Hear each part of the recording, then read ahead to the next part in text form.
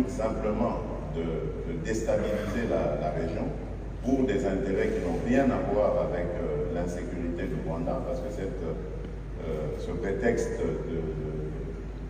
du soutien de la RDC au FDLR est fallacieux.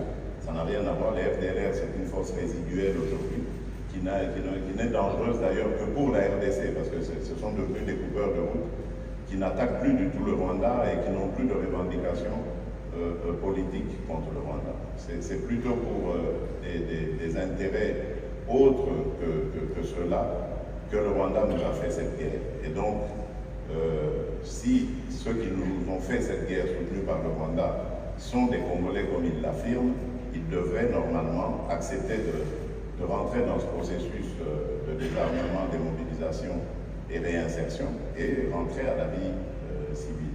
Et là, j'aimerais faire une précision et le marteler comme il le faut. Il n'est pas question ici de dialogue politique avec ce groupe. Je le dis et je tiens à le préciser, il n'en sera jamais question. Tout simplement parce que nous savons comment ceux qui nous déstabilisent procèdent. C'est à l'aide de ce genre au moyen de ce genre de dialogue qu'ils profitent de la situation pour nous infiltrer des éléments qui plus tard vont créer des revendications fallacieuses et justifier donc leur agression de la République démocratique du Congo. Nous n'allons pas le faire parce que nous avons retenu les leçons du passé d'une part, mais parce qu'aujourd'hui aussi il y a une nouvelle donne.